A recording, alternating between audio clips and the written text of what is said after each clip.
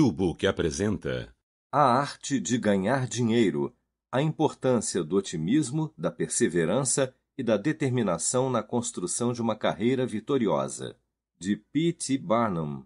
Tradução, Henrique Amat Rego Monteiro. Narração, Flávio Carpes. Livro original publicado pela editora Clio. Introdução.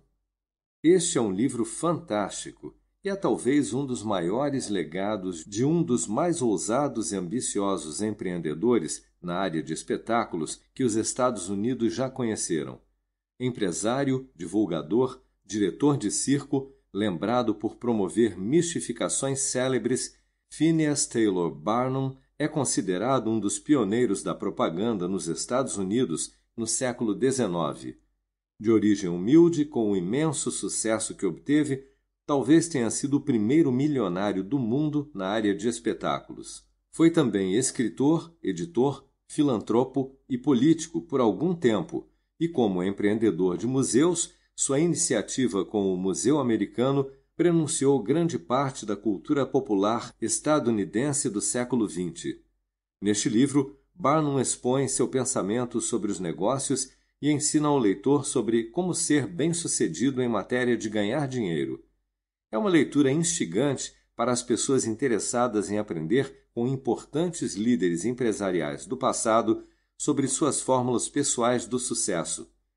É também um fecundo texto motivacional para as pessoas que pretendam fazer sucesso e acumular dinheiro. Muito embora tenha sido escrito há mais de 100 anos, o livro traz princípios que ainda são perfeitamente válidos na atualidade.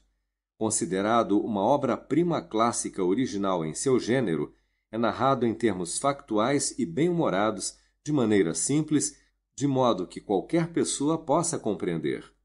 O livro ensina como a vocação certa pode levar a um grande sucesso e destaca a importância dos bons hábitos pessoais como o otimismo, persistência, perseverança, determinação e a preocupação com o próximo.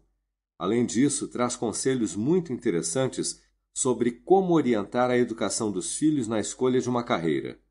Se você quer ser bem-sucedido na vida e gosta de livros sobre as finanças pessoais, mas também tem curiosidade de conhecer uma história de sucesso em seu nível mais real, esta é uma leitura indispensável. Seja como for, é impossível ficar indiferente a este livro. Sobre o autor. Nascido em 5 de julho de 1810, Phineas Taylor Barnum era filho de Philo Barnum, 1778-1826, gerente de hotel, alfaiate e vendedor de loja, e de sua segunda esposa, Irene Taylor. Foi o terceiro bisneto de Thomas Barnum, 1625-1695, imigrante ancestral da família Barnum nos Estados Unidos. Seu avô materno, Phineas Taylor, foi congressista de origens liberais, proprietário de terras, juiz de paz e idealizador de loterias, e exerceu uma grande influência sobre o neto predileto. Inspirado pelo avô, Barnum tomou gosto pela arte do entretenimento ainda garoto, quando trabalhava na fazenda da família em Bethel, Connecticut. O trabalho no campo não era de seu agrado. Era bom em cálculos, mas não gostava da atividade física. Começou então como vendedor de loja, atividade em que aprendeu a regatear e a usar de artifícios para vender. Esteve envolvido com a mania pela primeira loteria dos Estados Unidos. Quando o pai morreu em 1825, Barnum ficou com a incumbência de cuidar da família com 4 irmãos e irmãs. Para ganhar o dinheiro necessário, improvisava tipos de loteria pelos quais entregava prêmios variados aos vencedores, de garrafas a objetos de lata. Sempre pronto a ganhar dinheiro com o que quer que fosse, 3 anos depois, com a ajuda do avô, Barnum abriu uma loja de frutas e doces. Em 1829, aos 19 anos, Barnum casou-se com Charity Hallett, que foi sua companheira pelos 44 anos seguintes. Com pouco mais de 20 anos de idade, já era um pequeno comerciante com diversos interesses: uma loja de armarinhos, uma corretora de leilões, uma imobiliária improvisada e uma rede lotérica que abrangia o estado inteiro. Bastante ativo na política local contra as leis puritanas dos calvinistas, contrárias ao jogo e às viagens, lançou um semanário, The Herald of Freedom em Danbury, Connecticut. Seus editores, contra os presbíteros, levaram-no a sofrer acusações de injúria e a um processo que resultou em sua prisão por 2 meses. Após ser libertado, tornou-se um defensor ferrenho do movimento liberal. Em 1834, quando as loterias foram banidas de Connecticut, eliminando sua principal fonte de renda, Barnum vendeu a loja e mudou-se para a cidade de Nova York. Empresário de espetáculos. Pouco tempo depois de sua chegada a Nova York, Barnum abriu uma pensão e um armazém e ingressou em sua primeira aventura como animador e apresentador, exibindo uma escrava negra idosa, Joyce Heth, supostamente com 161 anos de idade, que teria sido a babá de George Washington. Joyce Heth morreu em 1836 e, segundo o legista que realizou a autópsia, não tinha mais do que 80 anos. Depois da exibição da Sra. Heth e de alguns anos de sucessos variados com sua primeira companhia teatral de variedades, em 1841, Barnum comprou o Scudder's American Museum, um museu em Nova York que oferecia inúmeras atrações variadas, tanto estranhas quanto educativas, num prédio de 5 andares na esquina das ruas Broadway e Ann. Barnum reformou o prédio, acrescentou novas peças de exposição e rebatizou-o como Barnum's American Museum, visando torná-lo um centro popular de espetáculos. O Museu de Barnum foi a primeira instituição a combinar entretenimento sensacionalista e exibição espalhafatosa de mau gosto com instrução e elevação moral. Hoje é reconhecido pelos historiadores como uma instituição da maior importância para o desenvolvimento da cultura urbana do século XIX, como um prenúncio de todas as tendências do entretenimento comercial estadunidense da época. Por uma entrada de 25 centavos de dólar, os visitantes podiam ver uma série de atrações, sempre diferentes, desde a suposta múmia de uma sereia até uma versão caricaturesca de um pequeno polegar vestido de general e interpretado por um menino de 11 anos treinado por Barnum. No início da década de 1850, Barnum começou a investir pesadamente num distrito industrial em Connecticut. Em 1853, lançou um jornal semanal, Illustrated News, e um ano depois concluiu sua autobiografia, Life of P.T. Barnum, A Vida de P.T. Barnum. Após muitas revisões, a autobiografia vendeu mais de 1 milhão de exemplares, resultando em um de seus métodos mais bem-sucedidos de autopromoção. Alguns leitores compravam um exemplar de cada edição, até que finalmente Barnum abriu mão dos direitos autorais para permitir que as gráficas vendessem edições mais baratas. Desse modo, no fim do século XIX nos Estados Unidos, o número de exemplares publicados só perdia para o Novo Testamento. Pioneiro da propaganda.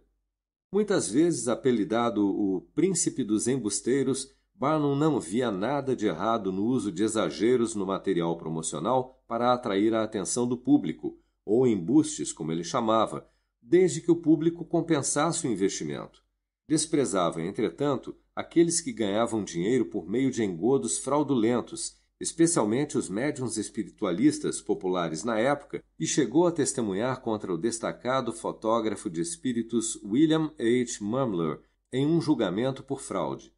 Precedendo os ilusionistas Harry Houdini e James Randi, Barnum expôs os truques secretos usados pelos médiuns para enganar os incautos.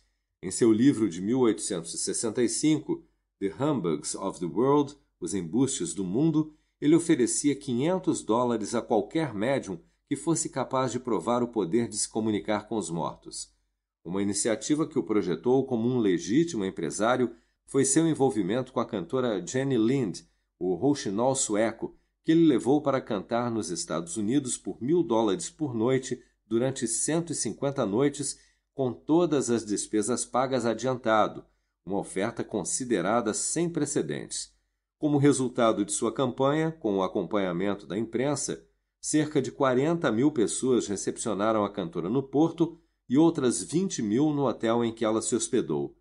A turnê começou com um concerto em Castle Garden e foi um grande sucesso, além de serem disponibilizados artigos de Jenny Lind e Barnum recuperou 4 vezes seu investimento. Em 1856, entretanto, a empresa a que Barnum destinara pesados investimentos em Connecticut faliu e levou toda a sua riqueza. Com isso, o empresário atravessou um período de 4 anos de litígios e humilhações públicas. Como saída, ele se lançou a uma temporada de viagens de palestras e, em 1860, livrou-se das dívidas, reassumindo a propriedade do museu e construindo uma nova mansão.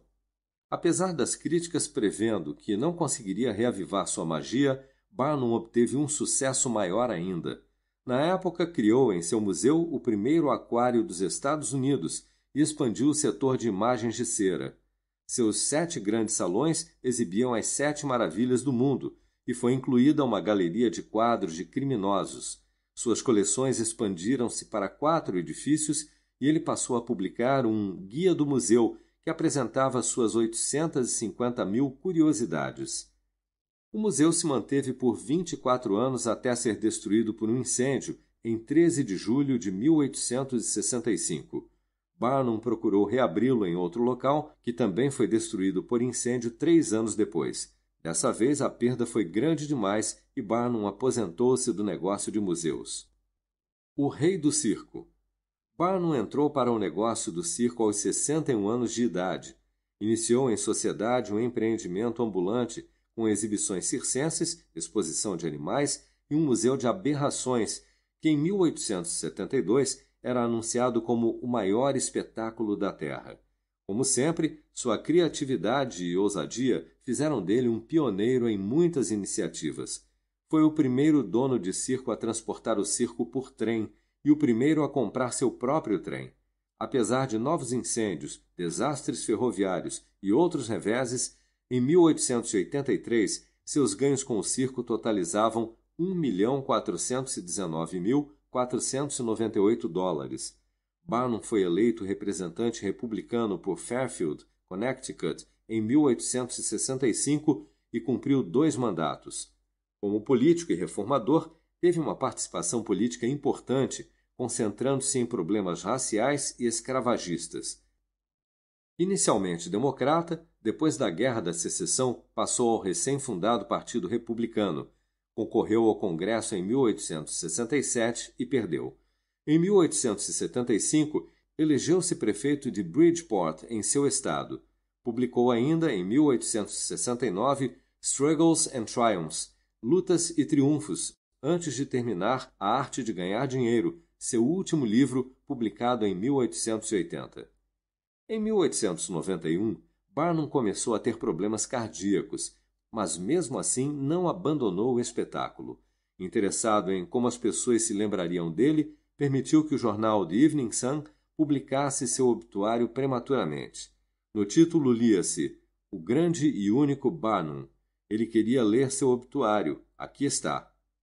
Em 7 de abril de 1891, menos de um mês depois da publicação do obituário, Phineas Taylor Barnum morreu de insuficiência cardíaca. Dimensão da obra. A inclusão da obra de P.T. Barnum entre as publicações do Novo Pensamento deve-se menos a uma inclinação espiritual ou religiosa que a originalidade na aplicação prática das novas ideias cultivadas no final do século XIX por esse movimento espiritualista que se manifestou na divulgação de crenças metafísicas de autores como Charles Fillmore, William Walker Atkinson e Thomas Troward, entre outros, nos Estados Unidos e com repercussão em todo o mundo. Empresário de espetáculos, dono de um museu de variedades pioneiro em Nova York que atraía pessoas de todas as origens e diretor de um dos maiores e mais famosos circos que já existiram, Barnum estudou os fenômenos psicológicos entre milhares de pessoas que assistiam às suas apresentações. Ele se interessava pelos aspectos subjetivos que levam as pessoas a acreditar e aceitar em tudo sem questionar. O público, dizia ele, é um animal muito estranho e, embora um bom conhecimento da natureza humana geralmente leve à preparação de uma diversão para atingir as pessoas certas, ele é instável e, na maioria das vezes, perverso. Em seu livro, Barnum discorre livremente sobre os temas que considera importantes para ganhar dinheiro e manter a riqueza. Sobre a poupança, para ele economia, diz: a verdadeira economia é mal compreendida e as pessoas passam pela vida sem entender adequadamente o que significa esse princípio. Economia não é mesquinhez. Destaca ainda a importância da vocação. A menos que o homem siga a vocação para a qual tem uma inclinação natural e que seja a mais adequada para sua índole peculiar, não poderá ter sucesso. E conclui, expondo suas ideias sobre a publicidade. A propaganda é como o aprendizado. Se for pouco, é uma coisa perigosa.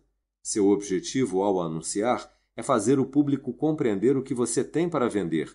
E se não tiver a coragem de continuar anunciando até ter difundido essa informação, todo o dinheiro que gastou será perdido.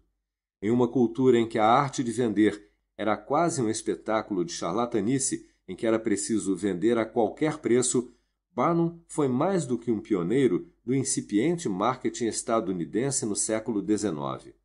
Na nova realidade de mercado de consumidores criada pela Revolução Industrial, em que a propaganda era um campo relativamente novo, com técnicas ingênuas ou maliciosas, baseadas mais na intuição do que na prática, em que lenda e fato se misturavam, Barnum tornou-se um ícone desse período de embustes, o que fez que até hoje os profissionais dessa área sejam vistos com desconfiança. A arte. Em um país de dimensões continentais, como é o caso dos Estados Unidos, onde existe mais terra do que pessoas, não é nada difícil que pessoas gozando de boa saúde ganhem dinheiro.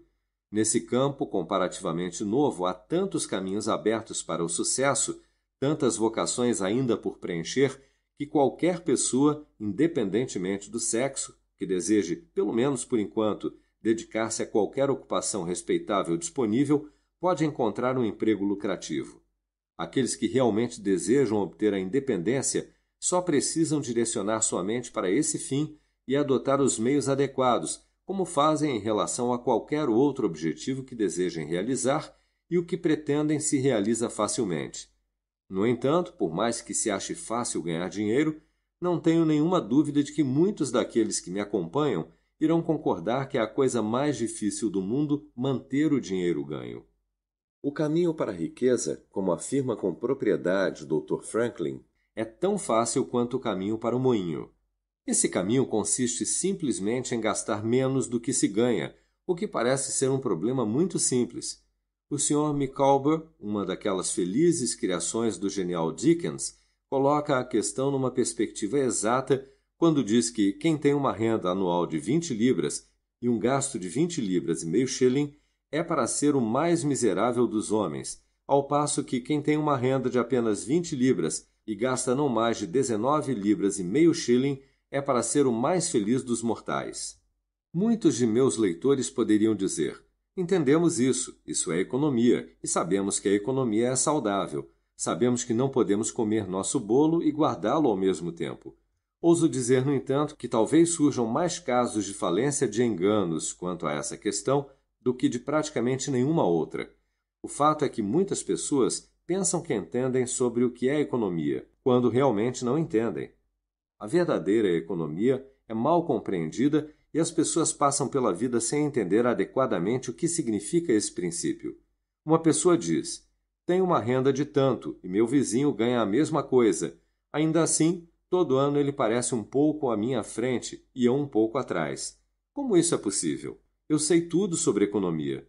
Essa pessoa pensa que sabe, mas não sabe. Há homens que pensam que economia consiste em guardar restos de queijo e tocos de velas, em economizar 2 pences na conta da lavanderia e fazer todos os tipos de mesquinharias. Economia não é mesquinhez. O pior é também que esse tipo de pessoa direciona sua economia em apenas um sentido. Ela fantasia que é tão maravilhosamente econômica, economizando meio pence quando devia gastar 2 pences, que pensa que pode se permitir esbanjar em outros sentidos.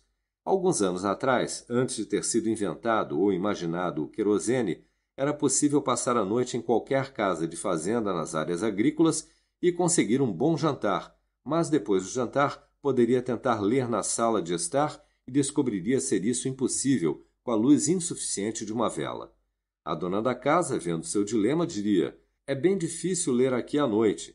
Diz o provérbio: É preciso ter um navio no mar para ser capaz de queimar 2 velas de uma vez. Nunca temos uma vela a mais a não ser em ocasiões especiais. Essas ocasiões especiais acontecem talvez 2 vezes por ano. Desse modo, a boa mulher economiza 5, 6 ou 10 dólares nesse período, mas as informações que poderiam ser obtidas pelo fato de ter uma luz adicional valeriam, é claro, mais de 1 tonelada de velas. O problema, no entanto, não acaba aqui. Sentindo que é tão econômica em velas de sebo, ela acha que pode se dar ao luxo de ir com frequência à cidade e gastar 20 ou 30 dólares em fitas e atavios, muitos dos quais desnecessários. Esse erro não é visto com muita frequência entre homens de negócios e, nesses casos, geralmente se aplica em papel para escrever. É possível encontrar bons homens de negócios que economizam todos os velhos envelopes e resíduos e, podendo evitar, não rasgam uma nova folha de papel por nada no mundo. Isso é tudo muito bom. Desse modo, eles podem economizar 5 ou 10 dólares por ano. Mas, sendo tão econômicos, apenas em papel para escrever, eles acham que podem se dar ao luxo de desperdiçar tempo, dar festas caras e dirigir seus carros luxuosos. Isso ilustra o que diz o Dr. Franklin quanto a economizar no varejo e desperdiçar no atacado. Econômico nos pequenos gastos e perdulário nos grandes. A revista Punch, ao se referir a esse tipo de pessoa, de visão limitada, comenta que essas pessoas são como o homem que compra um arenque de 1 penny para o jantar da família e depois contrata um carro por 4 pence para levá-lo até em casa. Nunca conheci um homem que tivesse sucesso praticando esse tipo de economia. A verdadeira economia consiste em sempre fazer o ganho exceder os gastos. Use as roupas velhas por um pouco mais de tempo, se for o caso. Dispense o novo par de luvas, conserte o traje antigo, viva com uma alimentação mais frugal, se necessário, de modo que, em todas as circunstâncias, a menos que aconteça um imprevisto, haverá uma margem favorável da renda. 1 centavo aqui e 1 dólar ali aplicados a juros vão se acumulando e, desse modo, o resultado desejado é alcançado. É preciso algum treinamento, talvez, para praticar esse tipo de economia, mas quando acostuma-se com ela, encontra-se mais satisfação na poupança racional do que nos gastos irracionais. Eis aqui a receita que recomendo. Descobri que produz uma cura excelente para as extravagâncias e especialmente para a economia enganosa.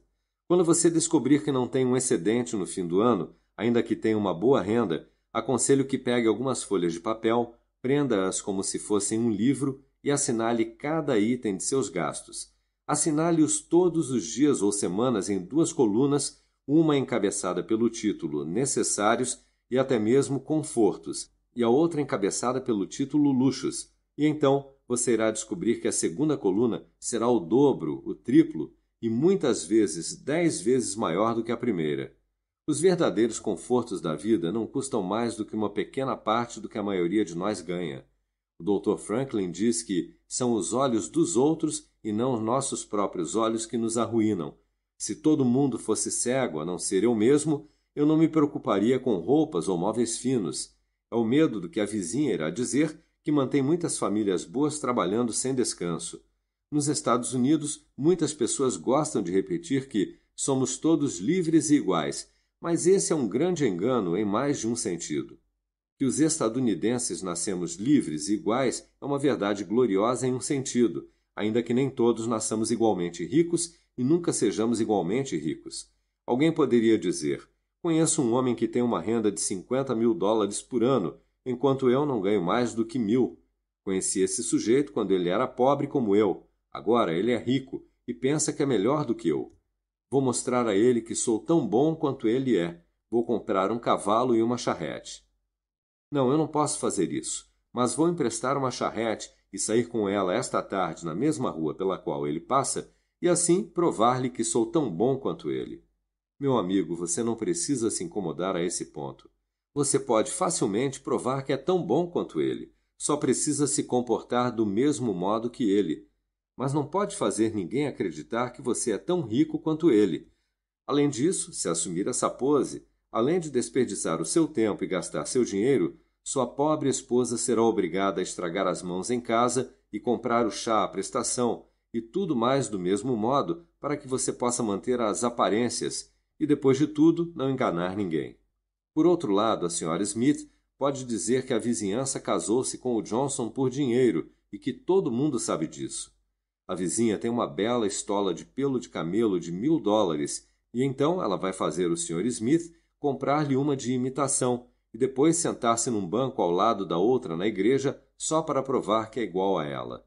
Minha boa mulher, a senhora não vai progredir nesse mundo caso se deixe levar pela vaidade e pela inveja. Nesse país onde acreditamos que a maioria deve governar, ignoramos esse princípio em relação à moda e deixamos que um punhado de pessoas que chamam a si mesma de aristocracia imponham um falso padrão de perfeição e, no esforço de nos alçar a esse padrão, muitas vezes nos mantemos pobres o tempo todo fazendo o possível para manter as aparências. Muito mais sensata seria uma lei sobre nós mesmos que dissesse: vamos controlar nosso procedimento por nossa renda e ter uma poupança para um dia difícil. As pessoas deviam ser tão sensíveis sobre o assunto de ganhar dinheiro quanto sobre qualquer outro. Causas iguais produzem efeitos iguais. Não se pode acumular uma fortuna tomando o caminho que leva à pobreza. Não é preciso que um profeta nos diga que aqueles que vivem à custa de todos os seus meios, sem nenhum pensamento sobre um revés nessa vida, nunca serão capazes de chegar a uma independência financeira. Homens e mulheres acostumados a satisfazer cada desejo e capricho acharão difícil, a princípio, cortar seus diversos gastos desnecessários e sentirão uma grande insatisfação em viver em uma casa menor do que aquela na qual se acostumaram, com menos móveis caros, menos companhia, menos roupas caras, menos empregados, um número menor de bailes, festas, idas ao teatro, passeios de carruagem, viagens de lazer, charutos, bebidas caras e outras extravagâncias. No entanto, depois de tudo, se seguirem um plano de ter pé de meia, ou em outras palavras, uma pequena soma de dinheiro a juros ou investida criteriosamente em imóveis, ficarão surpresos com o prazer que se experimenta de aumentar constantemente o montante, assim como de todos os hábitos econômicos que se desenvolvem por esse modo de proceder. As roupas antigas servirão por mais tempo. Um espumante mais barato ou mesmo a água mineral terão melhor gosto do que o champanhe. Um banho frio e uma simples caminhada parecerão mais reconfortantes do que um passeio na carruagem mais luxuosa. Uma conversa agradável, uma visita aos amigos num fim de tarde ou uma hora distraindo-se com algum jogo em casa parecerão mais agradáveis do que uma festa cara, quando o reflexo sobre a diferença em custo é mais bem aproveitado por aqueles que começam a conhecer os prazeres de poupar. Milhares de homens são mantidos pobres e dezenas de milhares ficam pobres depois de terem adquirido mais que o suficiente para sustentá-los bem por toda a vida, em consequência de estabelecer seus planos de vida segundo um programa vasto demais. Algumas famílias gastam $20.000 por ano e algumas muito mais, e raramente sabem como viver com menos, ao passo que outras se satisfazem sensatamente, muitas vezes, com menos de 1/10 dessa quantia. A prosperidade é uma provação mais severa do que a adversidade, especialmente a prosperidade súbita. O que vem fácil, vai fácil, é um antigo e verdadeiro provérbio. Um espírito de orgulho e vaidade, quando não controlado adequadamente, é um verme devorador incontrolável que corrói a própria essência dos bens humanos no mundo, sejam eles pequenos ou grandes, centenas ou milhões. Muitas pessoas, quando começam a prosperar, expandem imediatamente suas ideias e começam a gastar com luxos, até que, em pouco tempo, seus gastos superam seus ganhos e elas se tornam arruinadas em suas ridículas tentativas de manter as aparências e causar alguma sensação. Conheço um cavalheiro muito rico que diz que, logo que começou a prosperar, a esposa quis um sofá novo e elegante. Aquele sofá, contou-me ele, custou $30.000. Quando o sofá chegou à casa, considerou-se encontrar poltronas para completar o ambiente. Depois, aparadores, tapetes e mesas que combinassem com tudo isso e assim por diante, todo um estoque de mobília. Quando por fim concluiu-se que a casa em si era pequena demais e antiquada para o mobiliário, uma outra casa precisou ser construída para corresponder às novas aquisições. Assim, acrescentou meu amigo, o montante dos gastos chegou a $30.000 em razão de um único sofá, sobrecarregando-me ainda com empregados, utensílios e mais as despesas necessárias para manter uma residência, um dispêndio anual de $11.000, e ainda parecia pouco. Ao passo que 10 anos atrás vivíamos com muito mais conforto de verdade, porque com muito menos preocupação, assim como muitas centenas de pessoas. A verdade é que, continuou ele, aquele sofá teria me levado à falência inevitável, não fosse uma vocação sem precedentes para a prosperidade me manter à tona e não reprimisse o desejo natural de economizar só um pouco. A base do sucesso na vida é a boa saúde. Essa é a fortuna por trás de tudo. É também a base da felicidade. Uma pessoa não consegue acumular muito bem uma fortuna quando está doente. Não tem ambição nenhuma, nenhum incentivo, nenhuma força. É claro que há pessoas que têm uma saúde ruim e não podem evitar isso. Não se espera que tais pessoas sejam capazes de acumular riqueza, mas em grande parte a deficiência de saúde pode ser evitada. Então, se a boa saúde é a base do sucesso e da felicidade na vida, é muito importante observarmos as leis da saúde, que nada mais são do que outra forma de exprimir as leis da natureza. Quanto mais seguirmos as leis da natureza, mais próximos estaremos da boa saúde, e ainda assim, muitas pessoas não prestam atenção às leis naturais e as transgridem completamente. Devíamos saber que o pecado da ignorância é fazer vista grossa à violação das leis da natureza. O não cumprimento dessas leis sempre traz castigo. Muitos de nossos antepassados conheciam muito pouco sobre o princípio da ventilação. Eles não sabiam muito sobre o oxigênio, não importa com qual outro elemento estivessem familiarizados. Consequentemente, construíam suas casas com quartos pequenos e baixos, e aqueles bons e veneráveis puritanos fechavam-se naquelas celas, diziam suas orações e iam para a cama. Pela manhã, davam graças pela preservação de sua vida durante a noite e ninguém tinha razão melhor para agradecer. Provavelmente, alguma fresta razoável na janela ou na porta permitia a entrada de ar fresco, e isso os salvava. Muitas pessoas violam conscientemente as leis da natureza contra seus melhores impulsos em nome da moda. Por exemplo, há uma coisa de que nenhum ser vivo, a não ser um verme desprezível, jamais gostou, e isso é o fumo. Ainda assim, quantas pessoas existem que deliberadamente educam um apetite natural e superam essa inata aversão ao fumo a ponto de chegarem a adorá-lo? Essas pessoas apegam-se a essa erva daninha venenosa ou então é a erva que se apega a elas. Existem homens casados que vivem cuspindo sumo de tabaco nos tapetes e pisos e às vezes até mesmo na esposa ao lado. Eles não põem as esposas porta afora como os homens bêbados, mas suas esposas, não tenho a menor dúvida, muitas vezes os querem fora de casa. Outro aspecto perigoso é que esse apetite artificial, assim como o ciúme, cresce com o que é alimentado. Quando se ama o que é antinatural, cria-se um apetite mais forte pela coisa nociva do que o desejo natural pelo que é inofensivo. Existe um antigo provérbio que afirma que o hábito é uma segunda natureza, mas um hábito artificial é mais forte do que a natureza. Considere, por exemplo, um antigo mascador de fumo. Seu amor pelo tabaco de mascar é mais forte do que seu amor por qualquer tipo de alimento. Ele pode abrir mão de um bom bife com mais facilidade do que desiste da erva. Os jovens lamentam-se por não serem adultos. Gostariam de ir dormir criança e acordar adulto, e para realizar isso, copiam os maus hábitos dos mais velhos. O pequeno Tommy e o pequeno Johnny veem o pai ou os tios fumarem cachimbo e dizem: se eu fizer o mesmo, serei homem também. Quando o tio John sair e deixar o cachimbo de tabaco, vou experimentar. Pegam um fósforo e o acendem, e depois soltam uma baforada. Vou aprender a fumar. Você gostou, Johnny? O garoto responde desconsolado. Nem um pouco, parece amargo. E ele vai ficando pálido, mas persiste. E mesmo sem gostar, se oferece logo em sacrifício no altar da moda.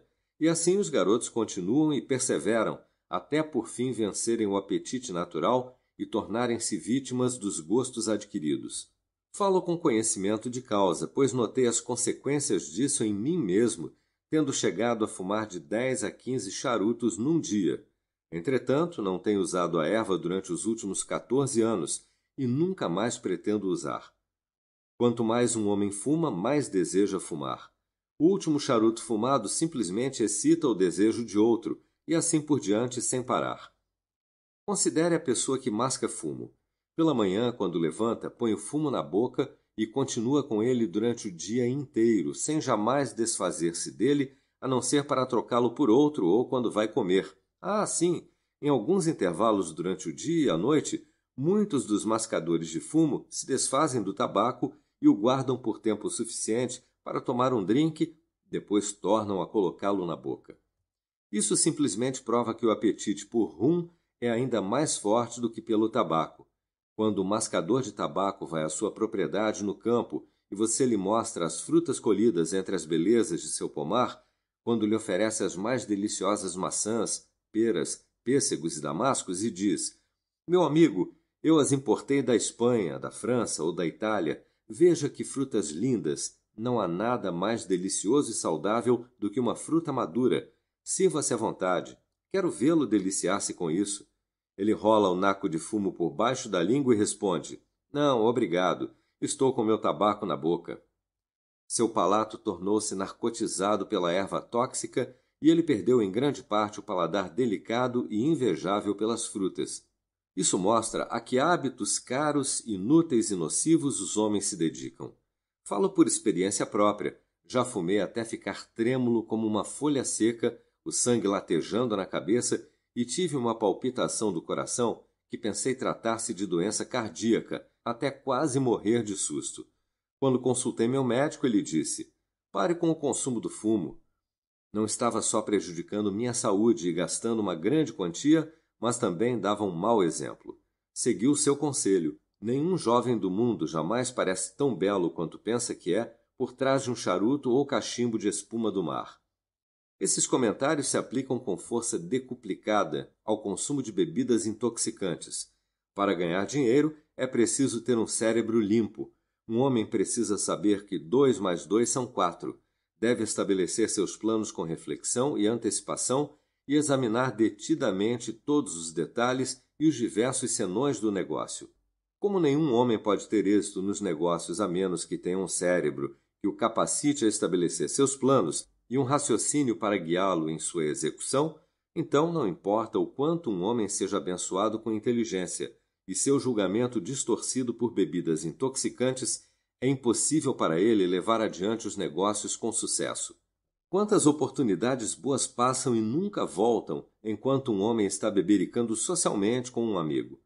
Quantos negócios disparatados foram feitos sob a influência desse sedativo que faz sua vítima temporariamente pensar que é rica? Quantas oportunidades importantes são postergadas para o dia seguinte, depois para sempre, porque a taça de vinho mergulhou o organismo num estado de lassidão, neutralizando as energias tão essenciais ao sucesso nos negócios. Verdadeiramente, o vinho é um burlador. O hábito de consumir bebidas intoxicantes é uma insensatez, assim como o consumo de ópio pelos chineses. O primeiro é tão destrutivo para o sucesso do homem de negócios quanto o segundo. Trata-se de um mal sem atenuantes, completamente indefensável à luz da filosofia, da religião e do bom senso. É a fonte de praticamente todos os outros males em nosso país. Não se engane sobre sua vocação. O plano mais seguro e o mais certo de obter sucesso para o jovem começar a vida é escolher a vocação mais compatível com seus gostos. Os pais e os tutores muitas vezes são negligentes demais com relação a esse aspecto. É muito comum um pai dizer, por exemplo: tenho 5 garotos, farei de Billy um clérigo, de John um advogado, de Tom um médico e de Dick um fazendeiro. Então ele vai à cidade e procura se inspirar sobre o que fazer com Sammy. Depois volta para casa e diz: Sammy, vejo que relojoaria seria um negócio bem distinto. Acho que farei de você um ourives. E faz isso independentemente das inclinações naturais da índole de Sam. Sem dúvida nenhuma, todos nascemos com um determinado propósito. Somos tão diferentes no cérebro quanto no semblante. Alguns nascem como mecânicos natos, ao passo que alguns têm uma grande aversão às máquinas. Deixe uma dúzia de garotos de 10 anos de idade juntos e logo irá observar 2 ou 3 criando algum aparelho engenhoso, trabalhando com fechaduras ou máquinas complicadas. Já aos 5 anos de idade, o pai não poderia encontrar um brinquedo que mais agradasse a eles do que um quebra-cabeças. Esses meninos são mecânicos natos, mas os outros 8 ou 9 garotos têm aptidões diferentes. Eu pertenço a essa última categoria. Nunca tive o menor interesse por mecânica. Ao contrário, tenho uma certa aversão por máquinas complicadas. Nunca tive engenhosidade suficiente para consertar uma torneira para que não vazasse. Nunca consegui consertar uma caneta com que pudesse escrever ou entender o princípio de um motor a vapor. Se um homem pegasse um garoto como eu era e tentasse fazer dele um relojoeiro, o menino poderia, depois de um aprendizado de 5 ou 7 anos, ser capaz de desmontar e montar um relógio, mas durante a vida inteira estaria trabalhando forçado e encontrando todo o tipo de desculpa para deixar seu trabalho e se ocupar de outra coisa. A relojoaria seria repulsiva para ele. A menos que o homem siga a vocação para a qual tem uma inclinação natural e que seja a mais adequada para a sua índole peculiar, não poderá ter sucesso. Fico feliz em acreditar que a maioria das pessoas encontra sua vocação certa. Ainda assim, vejo muitas que se enganam de vocação, de um ferreiro a um clérigo. Muitas vezes encontramos, por exemplo, um ferreiro letrado, que é um linguista extraordinário e devia ter sido um professor de idiomas. E podemos ter visto advogados, médicos e clérigos que seriam mais adequados por natureza para a bigorna ou o esmeril. Escolha a localização certa. Depois de assegurar a vocação certa, você deve tomar cuidado em escolher a localização certa. Pode ser que tenha sido desqualificado como gerente de hotel e tenham dito que é preciso ter uma inclinação para saber como gerir um hotel.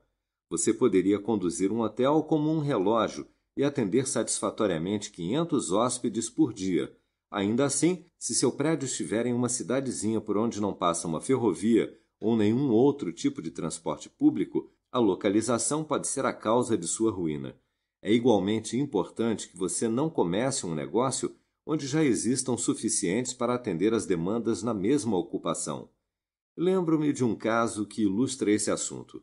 Quando estive em Londres, em 1858, passei pelo distrito de Holborn com um amigo inglês e vi por algumas salas espetáculos baratos ou penny shows. Eles exibiam enormes cartazes do lado de fora, retratando curiosidades maravilhosas a serem vistas, tudo por um penny. Fazendo um pouco parte do mundo do espetáculo, convidei meu amigo a entrar. Logo nos encontramos na presença do ilustre apresentador e ele mostrou ser o homem mais bem informado na área que eu já havia encontrado. Ele nos contou algumas histórias extraordinárias com relação às suas mulheres barbadas, seus albinos e seus tatupebas, em que mal podíamos acreditar, mas pensamos que era melhor acreditar diante da prova. Ele finalmente chamou nossa atenção para algumas estátuas de cera e mostrou-nos uma porção das mais esquisitas e sujas figuras de cera que podíamos imaginar. Elas pareciam não ver água desde o dilúvio. O que há de tão maravilhoso com sua estatuária? Perguntei. Peço-lhe que não fale ironicamente, replicou ele. Senhor, estas não são figuras de Madame Tussaud, todas cobertas de dourados, lantejoulas e imitações de diamantes e copiadas de esculturas e fotografias. As minhas, senhor, foram tiradas da vida. Sempre que olhar para uma destas imagens, pode considerar que está olhando para um indivíduo vivo. Olhando casualmente para elas, avistei um personagem rotulado como Henrique VIII, e, sentindo-me um pouco curioso ao ver que se parecia com Calvin Edson, o esqueleto vivo, disse: "O senhor chama esta figura de Henrique VIII?" Ele replicou: "Certamente, senhor, foi feita ao vivo em Hampton Court por um pedido expresso de Sua Majestade, no mesmo dia." Ele teria dado o horário se eu tivesse insistido, então eu disse: "Todo mundo sabe que Henrique VIII era um rei bem robusto e esta figura é magra e franzina. O que me diz sobre isso?" "Ora," ele respondeu, "você ficaria magro e franzino se tivesse de ficar sentado lá como ele ficou." Não havia como resistir a tais argumentos. Comentei com meu amigo inglês: "Vamos sair. Não diga a ele quem eu sou." Jogo a toalha, ele me venceu. O homem nos seguiu até a porta e, vendo a multidão na rua, gritou: "Senhoras e senhores, ouso chamar sua atenção para o caráter respeitável de meus visitantes," apontando para nós enquanto nos afastávamos. Telefonei-lhe uns 2 dias depois. Disse-lhe quem eu era e acrescentei: meu amigo, você é um apresentador excelente, mas escolheu uma localização ruim. Ele replicou: isso é verdade, senhor. Sinto meus talentos desperdiçados, mas o que fazer? Você pode ir para os Estados Unidos, respondi. Lá poderá dar asas às suas faculdades. Vai encontrar muito espaço para trabalhar por lá.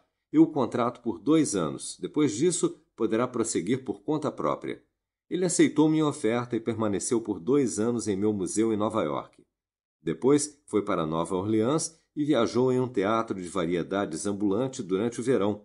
Hoje ele recebe $60.000 por ano, simplesmente porque escolheu a vocação certa e também conseguiu a localização adequada. Como diz o antigo provérbio, 3 mudanças são tão ruins quanto um incêndio. Mas, quando se está no fogo, importa muito com que rapidez e com que frequência se muda de lugar. Evite dívidas. Jovens em começo de carreira devem evitar contrair dívidas. Poucas coisas na vida acabrunham mais uma pessoa do que as dívidas. É uma situação deprimente que faz sofrer, ainda que possamos encontrar muitos jovens, mal saídos da adolescência, contraindo dívidas. O rapaz encontra um amigo e diz: olha só, recebi um crédito para comprar uma roupa nova. Ele parece olhar para as roupas como se lhe tivessem dado uma grande coisa.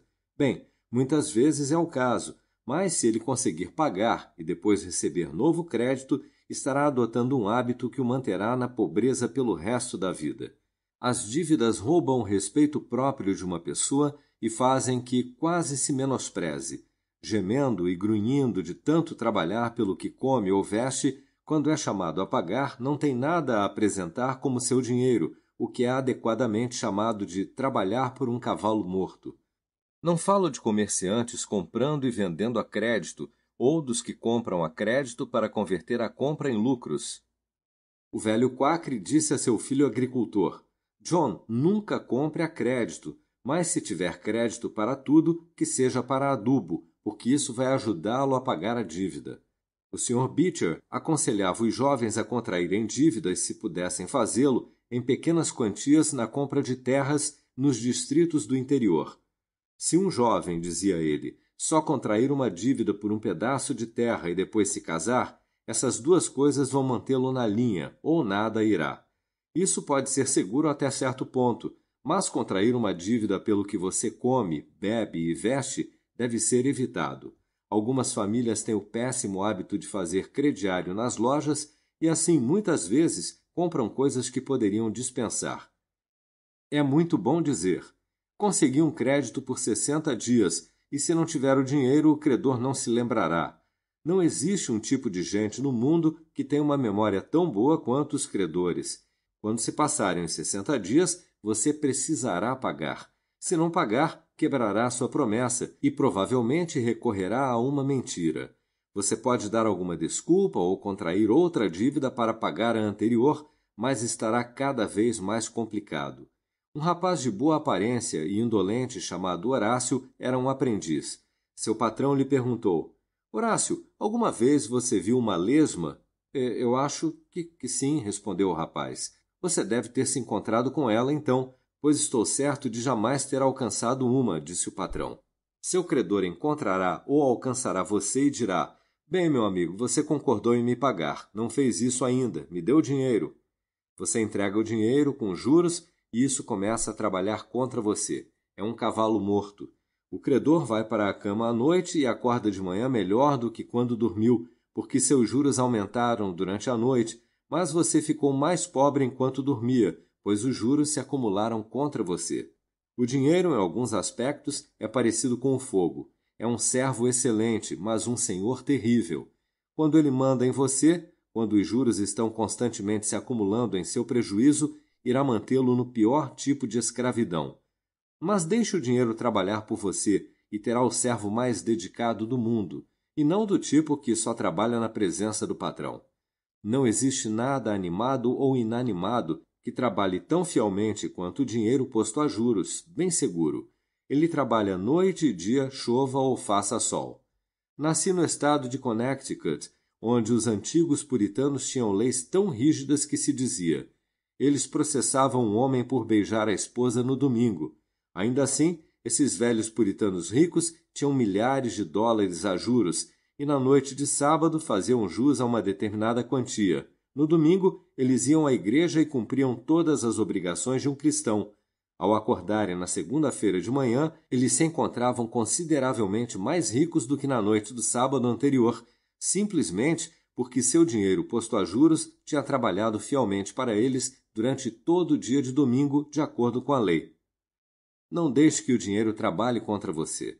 Se fizer isso, não terá chance de sucesso na vida no que se refere ao dinheiro. John Randolph, o excêntrico representante do estado da Virgínia no Congresso dos Estados Unidos, uma vez exclamou perante a Assembleia: Senhor orador, descobri a pedra filosofal, pague à vista. Isso realmente é o mais próximo da pedra filosofal a que qualquer alquimista já chegou. Seja perseverante. Quando um homem está no caminho certo, ele deve perseverar. Digo isso porque há algumas pessoas que nasceram cansadas, indolentes por natureza e sem nenhuma autoconfiança ou perseverança. Mas elas podem cultivar essas qualidades, como disse Dave Crockett. Disto lembrem-se quando eu morrer. Tenha certeza de estar certo, então siga em frente. Essa disposição de ir em frente, essa determinação de não deixar que os horrores ou as depressões tomem conta de você, de modo a fazer você relaxar suas energias na luta pela independência, você deve cultivar. Quantos quase alcançaram a meta de sua ambição, mas, perdendo a fé em si mesmos, relaxaram suas energias e o prêmio dourado se perdeu para sempre. Sem dúvida, costuma ser verdade, como diz Shakespeare. Os negócios humanos apresentam altas como as do mar. Aproveitadas, levam-nos as correntes à fortuna. Se você hesitar, outra mão mais ousada vai se lançar antes de você e receber o prêmio. Lembre-se do provérbio de Salomão: o que trabalha com mão displicente empobrece, mas a mão dos diligentes enriquece. A perseverança, às vezes, nada mais é do que uma palavra para confiança em si mesmo. Muitas pessoas olham naturalmente para o lado sombrio da vida e atraem problemas. Elas nascem assim. Então procuram conselhos e são governadas ora por um vento e golpeadas por outro, sem poder confiar em si mesmas. Enquanto você não entender que pode confiar em si mesmo, não espere ter sucesso. Conheci homens, pessoalmente, que se encontraram em reveses pecuniários e cometeram suicídio, porque pensaram que nunca superariam um infortúnio.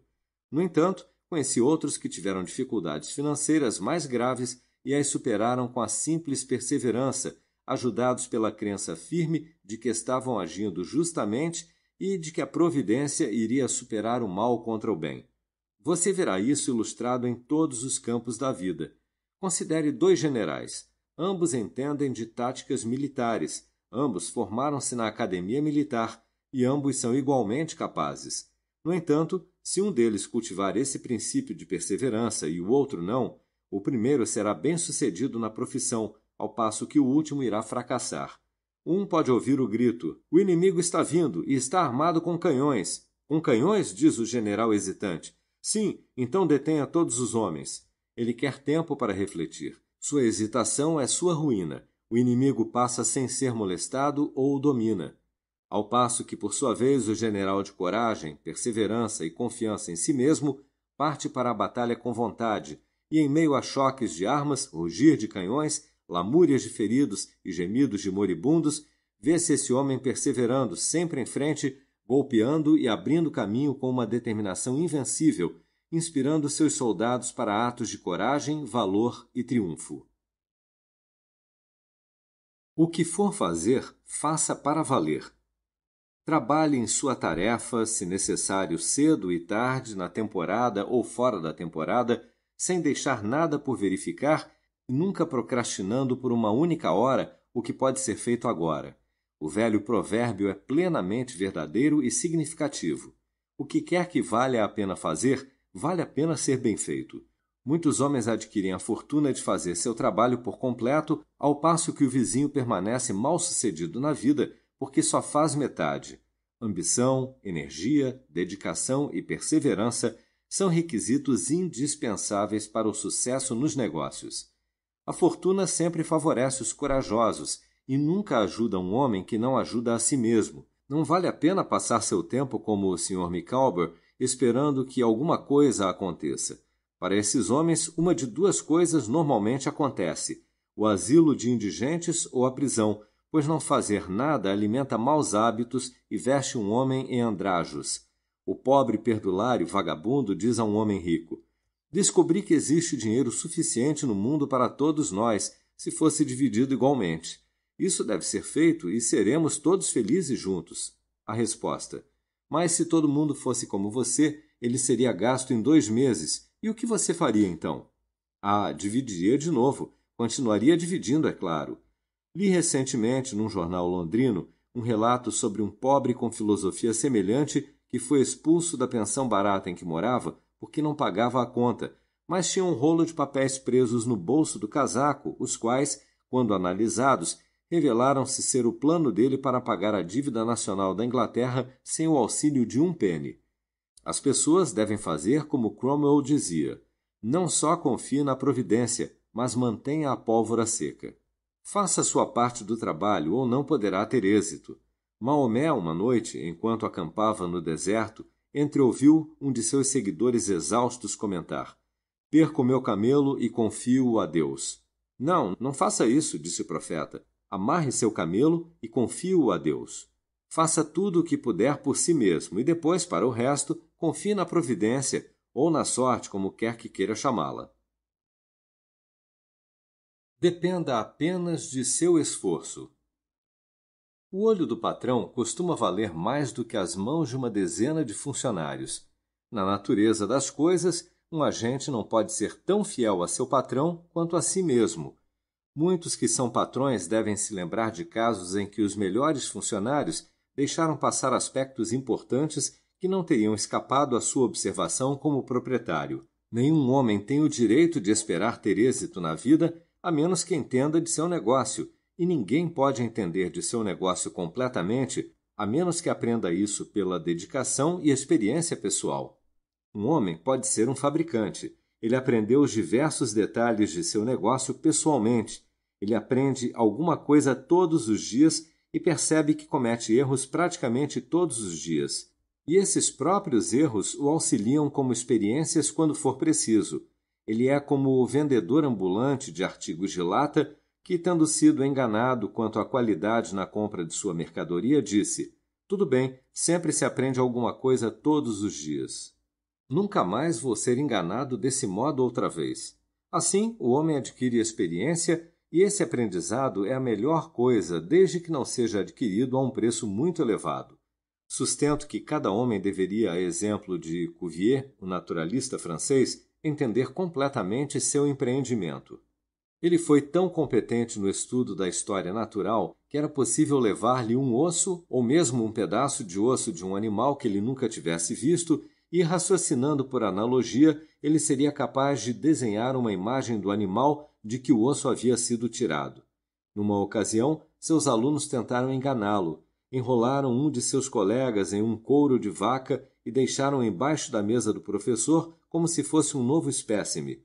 Quando o filósofo entrou na sala, alguns dos alunos perguntaram-lhe de que animal se tratava. De repente o animal disse: sou o demônio e vou devorar você. Era natural que Cuvier desejasse classificar essa criatura e, examinando-a intensamente, disse: casco dividido, herbívoro, não pode fazer isso. Ele sabia que um animal com o casco fendido devia viver de gramíneas e grãos ou outro tipo de vegetação e não estaria inclinado a comer carne morta ou viva. Então, se considerou perfeitamente seguro. Ter o domínio de um conhecimento perfeito de seu negócio é uma necessidade absoluta para assegurar o sucesso. Entre as máximas do mais velho dos Rothschild, havia uma que era um paradoxo aparente: seja cauteloso e corajoso. Isso parece ser uma contradição nos termos, mas não é, e há uma grande sabedoria nessa máxima. É, na verdade, uma afirmação condensada do que eu já disse. Seria como dizer: você deve exercer a cautela ao estabelecer seus planos, mas ser corajoso ao executá-los. O homem que é só cauteloso nunca ousará assumir o controle e ser bem-sucedido, e o homem que é só corajoso é meramente arrojado e acaba fracassando no final. Esse homem pode ir à bolsa e ganhar 50 mil ou 100 mil dólares na especulação com as ações numa única operação. Mas se for simplesmente corajoso, sem cautela, tudo não passa de acaso, e o que ele ganha hoje, perde amanhã. É preciso ter tanto cautela quanto coragem para assegurar o sucesso. Os Rothschilds têm outra máxima: nunca tenha nada que ver com um homem ou lugar azarado. Isso é o mesmo que dizer: nunca tenha nada que ver com um homem ou lugar que nunca fazem sucesso, porque, embora o homem possa parecer honesto e inteligente, ainda assim, se tentar isso ou aquilo e sempre falhar, é por causa de alguma falha ou fraqueza que não se pode ser capaz de descobrir, mas que assim mesmo deve existir. No mundo não existe isso de sorte. Nunca houve um homem que tenha saído de casa pela manhã e encontrado uma mala cheia de ouro na rua naquele dia, na outra manhã também, e assim por diante, dia após dia. Pode acontecer isso uma vez na vida, mas no que diz respeito à sorte, é possível tanto encontrar quanto perder. Causas iguais produzem efeitos iguais. Se um homem adota os métodos adequados para ser bem-sucedido, a sorte não o impedirá. Se não tiver sucesso, há razões para isso, embora talvez ele possa não ser capaz de percebê-las. Use as melhores ferramentas. Os homens que contratam funcionários devem tomar cuidado para conseguir os melhores. Entenda, não se podem ter ferramentas boas demais com que trabalhar e não há ferramentas mais peculiares do que as ferramentas vivas. Se você conseguir uma boa, é melhor mantê-la em vez de ficar mudando. O funcionário aprende alguma coisa todos os dias e você é beneficiado pela experiência que ele adquire. Ele vale mais para você neste ano do que no último, e é o último homem que se deve despedir, desde que seus hábitos sejam bons e ele continue fiel. Se quando se tornar mais valioso ele exigir um aumento de salário exorbitante, supondo que você não possa se valer sem ele, deixe-o partir. Sempre que tenho um funcionário assim, eu o descarto. Primeiro, para convencê-lo de que a sua vaga pode ser preenchida. Depois, porque ele não vale nada se pensa que é inestimável e não pode ser demitido. Eu o mantenho, no entanto, se possível, para lucrar com o resultado de sua experiência. Um elemento importante em um funcionário é o cérebro. Você pode ver os anúncios. Precisa-se de mão de obra, mas as mãos não valem muita coisa sem uma boa cabeça. O Sr. Beecher ilustra o caso com o seguinte comentário. Um funcionário oferece seus serviços dizendo: tenho 2 mãos e um de meus dedos pensa. Isso é muito bom, diz o patrão. Outro homem aparece e diz que tem 2 dedos que pensam. Ah, isso é melhor. Um terceiro aparece, contudo, e diz que todos os dedos e o polegar pensam. Isso é melhor ainda. Finalmente, outro aparece e diz: tenho um cérebro que pensa. Eu penso em tudo. Sou um trabalhador que pensa e que trabalha. Você é o homem que eu quero, diz o patrão satisfeito. Esses homens que têm cérebro e experiência são, portanto, os mais valiosos e não devemos despedi-los prontamente. É melhor para eles, assim como para você, mantê-los com aumentos razoáveis de salário de vez em quando. Não dê o passo maior do que a perna. Os jovens, depois de passar pela fase de formação profissional ou aprendizado, em vez de seguir sua vocação e subir na profissão, muitas vezes acabam não fazendo nada. Eles dizem: aprendi meu ofício, mas não quero ser um assalariado. Qual o sentido de aprender sobre a profissão se não for para montar meu próprio negócio? Você tem capital para começar? Não, mas vou consegui-lo. Como vai fazer para consegui-lo? Vou lhe confidenciar uma coisa.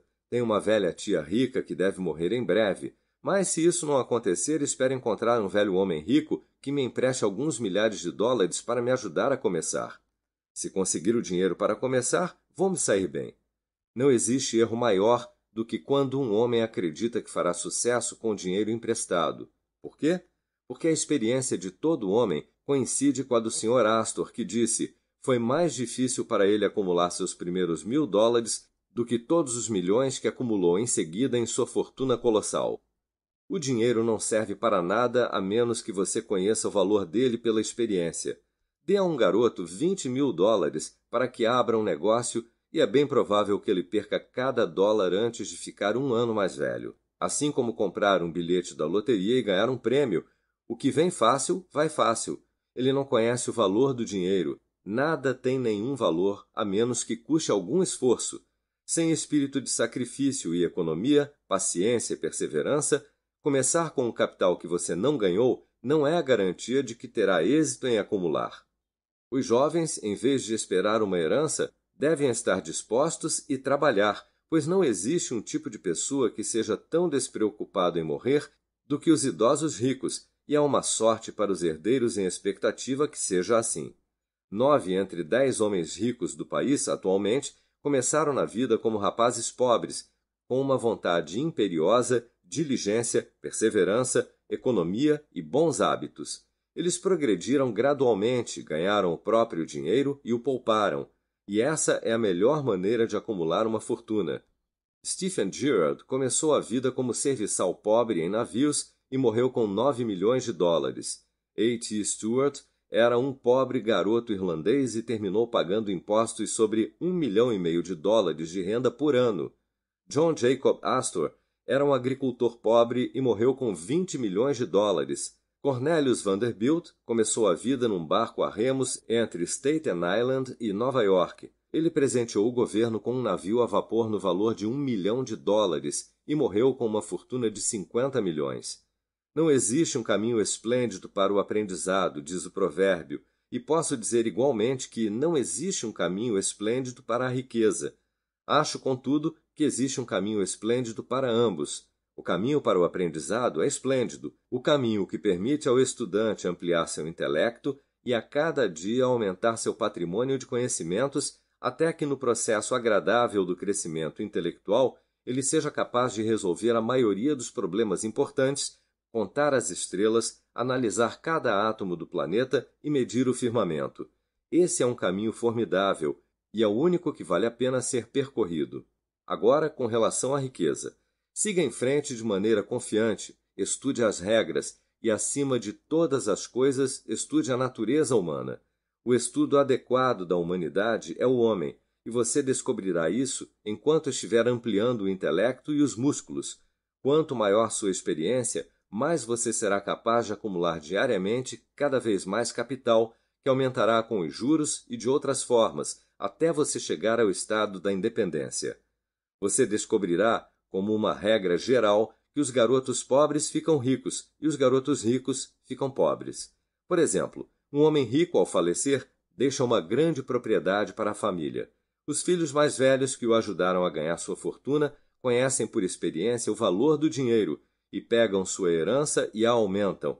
As partes correspondentes aos filhos mais novos são colocadas a juros e os meninos recebem tapinhas na cabeça, sendo advertidos uma dezena de vezes. Você é rico, nunca precisará trabalhar, sempre poderá ter o que quiser porque nasceu com uma estrela na testa. O jovem herdeiro logo descobre o que isso significa. Ele tem as roupas mais elegantes e objetos de desejo, é empanturrado de doces e quase morto de bondade, e passa de escola a escola mimado e lisonjeado. Ele se torna arrogante e convencido, abusa dos professores e trata tudo com desdém.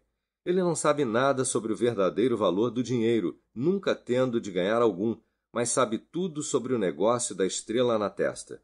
Na faculdade, convida os colegas mais pobres a seu quarto, onde lhe serve as melhores bebidas e comidas. Ele é bajulado e lisonjeado e chamado de um glorioso bom companheiro por ser tão esbanjador de seu dinheiro.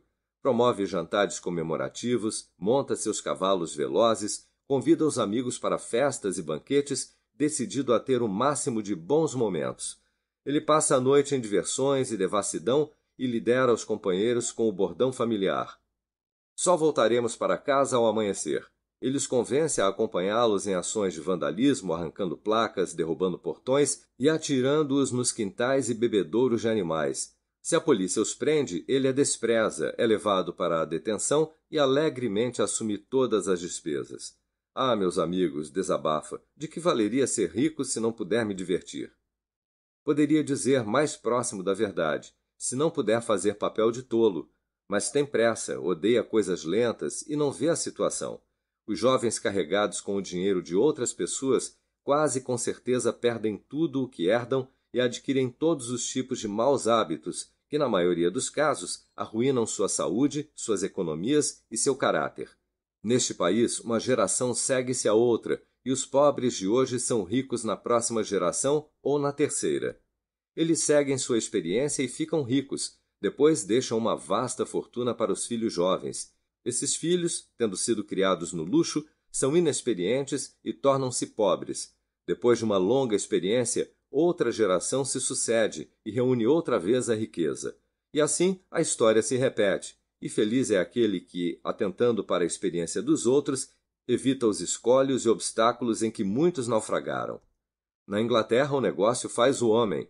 Se um homem naquele país é um mecânico ou assalariado, não é reconhecido como cavalheiro. Na primeira ocasião em que me apresentei diante da Rainha Vitória, o Duque de Wellington perguntou-me de que camada da sociedade vinham os pais do general Pequeno Polegar. O pai dele é carpinteiro, respondi. Ah, ouvi dizer que era um cavalheiro, foi a resposta de Sua Graça.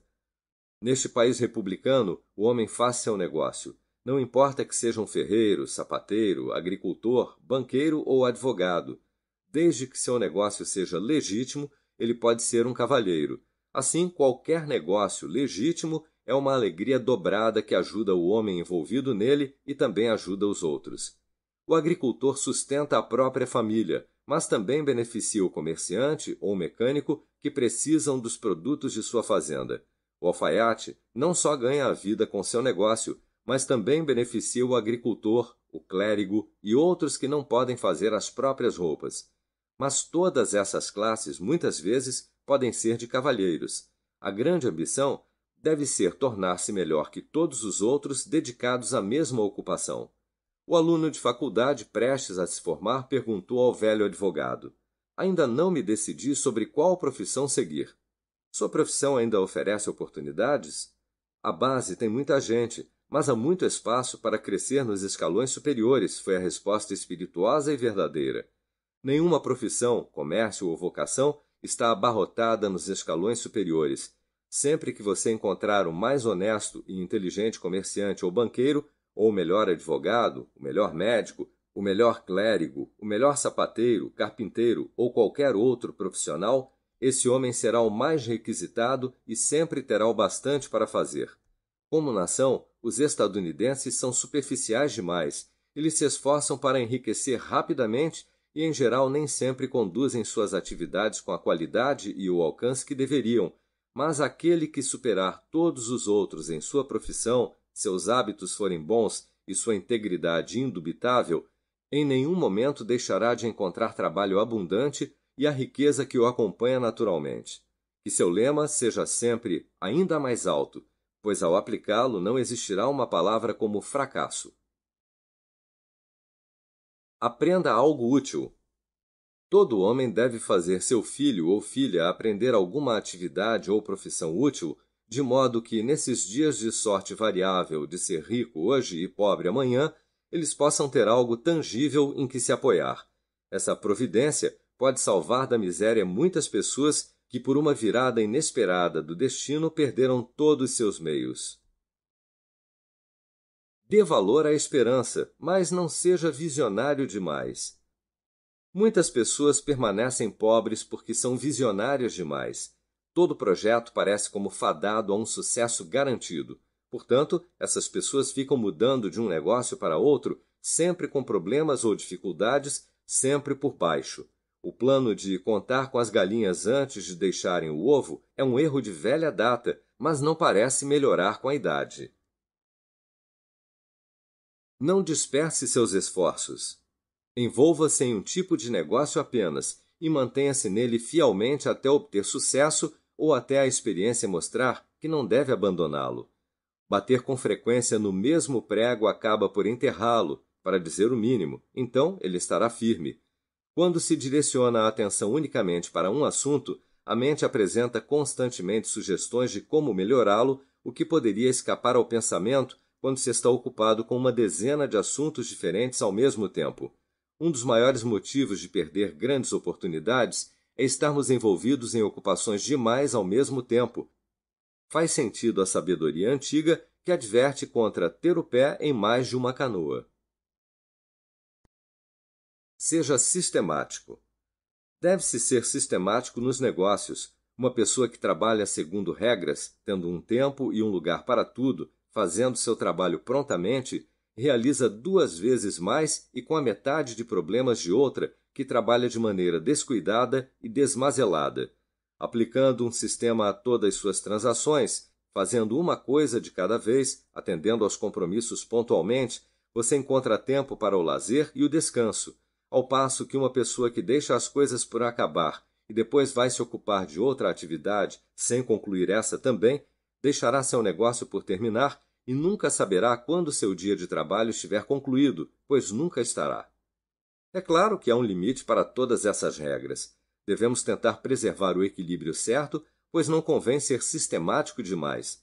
Há homens e mulheres, por exemplo, que guardam as coisas com tanto esmero que muitas vezes não conseguem encontrá-las mais. É também o que acontece no funcionalismo público com as regras oficiais, que parecem mais complicadas do que o necessário e impedem que as coisas sejam feitas rapidamente, teoria demais e pouco resultado. Quando o Astor House foi inaugurado na cidade de Nova York, sem dúvida nenhuma era o melhor hotel do país. Os proprietários tinham aprendido muito na Europa com relação a hotéis e orgulhavam-se de sistema rígido que controlava todos os departamentos de seu grande estabelecimento. Quando chegava à meia-noite e havia hóspedes no saguão, um dos proprietários dizia: "Toque aquele sino, John." E em 2 minutos 60 funcionários com um balde de água em cada mão apresentavam-se no salão. "Esse", informava o senhorio dirigindo-se aos hóspedes, "é seu alarme de incêndio. Ele indica que estão bem seguros aqui. Fazemos tudo sistematicamente." Às vezes, no entanto, o sistema ia longe demais. Numa ocasião, com o hotel lotado, um dos garçons ficou subitamente indisposto, e embora houvesse 50 garçons no hotel, o senhorio considerou que era preciso ter o efetivo completo, ou seu sistema seria prejudicado. Antes do horário do jantar, ele desceu apressado as escadas e disse: "Precisamos de outro garçom. Fico no lugar do garçom que falta. O que posso fazer?" Naquele momento, aconteceu de ele ver Boots, o irlandês. "Pat", disse ele, "lave as mãos e o rosto. Pegue um avental branco e entre no salão em 5 minutos." Sem demora, Pat apareceu como pedido e o senhorio disse: "Agora, Pat, fique atrás daquelas 2 cadeiras e espere pelos cavalheiros que irão ocupá-las. Alguma vez já trabalhou como garçom?" "Sei tudo sobre o trabalho do garçom, claro, mas nunca fiz." A exemplo do piloto irlandês, numa ocasião em que o comandante, considerando que ele estivesse consideravelmente fora do curso, perguntou: "Você tem certeza de que compreende o que está fazendo?" Pat respondeu: "Claro, conheço cada recife do canal." Naquele momento ouviu-se o ruído de um choque do casco contra uma rocha. "Ah, eu sabia, esse é um deles", concluiu o piloto. Mas, voltando ao salão de jantar: "Pat", disse o senhorio, "aqui fazemos tudo sistematicamente. Você deve primeiro servir aos cavalheiros um prato de sopa, e quando terminarem, pergunte o que querem em seguida." Pat respondeu: "Ah, entendo perfeitamente a importância desse sistema." Logo chegaram os hóspedes. Os pratos de sopa foram colocados diante deles. Um dos 2 cavalheiros de Pat tomou a sopa. O outro não se deu o trabalho e disse: "Garçom, tire este prato e traga-me um peixe." Pat olhou para o prato de sopa intocado e, lembrando-se das instruções do senhorio com relação ao sistema, replicou: "Só depois de terminar sua sopa." É claro que ele estava considerando o sistema rigidamente demais. Leia os jornais. Procure ler sempre um jornal confiável, mantendo-se assim totalmente atualizado com relação às transações no mundo todo. Aquele que não lê um jornal está afastado da sua espécie. Em nossos dias, depois do telégrafo e da máquina a vapor, surgem muitas invenções e avanços importantes em todos os ramos de negócios, e aquele que não consulta os jornais logo se vê, assim como seu negócio, completamente por fora. Cuidado com operações externas. Às vezes vemos homens que conquistaram fortunas tornarem-se repentinamente pobres. Em muitos casos, isso decorre da intemperança, dos excessos e muitas vezes do jogo e outros maus hábitos. Muitas vezes acontece porque o homem se envolve em operações externas de algum tipo. Quando ele enriquece com seu negócio legítimo, é alvo de grande especulação, segundo a qual pode ganhar mais do que muita gente. Muitas vezes é bajulado pelos amigos que lhe dizem que nasceu com sorte, que tudo o que toca se converte em ouro. Então, ele se esquece dos hábitos de economia, de sua retidão de conduta e da atenção pessoal ao negócio de quem entende, que lhe deu o sucesso na vida, para dar ouvidos ao canto da sereia. Ele diz: vou investir aqui $20.000, sou uma pessoa de sorte e a minha boa sorte logo me trará de volta $60.000. Passam-se alguns dias e ele descobre que deve aplicar ainda $10.000 mais. Pouco depois disso é informado de que está tudo bem, mas certos assuntos não previstos requerem um adiantamento de mais $20.000, o que lhe trará um retorno considerável. Mas antes mesmo de passar do período esperado, a bolha estoura e ele perde tudo o que possuía e então aprende que devia ter pensado melhor no início, que por mais bem-sucedido que seja em seu próprio negócio, se sair de seu negócio e se envolver com outros que não entende, é como Sansão quando lhe tiraram o cabelo que lhe dava força e tornou-se como os homens comuns. Se um homem tem bastante dinheiro, deve investir um pouco em tudo o que pareça uma promessa de sucesso, e isso provavelmente beneficiará a humanidade. Mas as somas investidas devem ser moderadas e nunca ameaçar tolamente a fortuna que acumulou de modo legítimo por investir em coisas em que não tem experiência. Não endosse sem segurança. Tenho comigo que nenhum homem deve jamais endossar uma nota promissória ou tornar-se o fiel depositário em relação a ninguém, seja o próprio pai ou um irmão, numa extensão maior do que possa perder, sem se preocupar com a própria segurança. Por exemplo, pense num homem com um capital de $20.000, com um negócio próspero de fabricação ou comercialização. Você está aposentado e vivendo de seu dinheiro. Ele o procura e diz: você sabe que tem um capital de $20.000 e não devo um centavo. Se tivesse $5.000 em dinheiro, poderia comprar um determinado lote de mercadorias e dobrar meu dinheiro em 2 meses. Você endossaria uma promissória minha nesse montante? Você reflete que ele vale $20.000 e incorre no risco de endossar a duplicata para ele. Quer atendê-lo e empresta seu nome sem tomar a precaução de pedir uma garantia. Pouco tempo depois, ele lhe mostra a promissória com seu endosso cancelado e lhe diz, provavelmente com a verdade, que obteve o lucro que esperava na operação.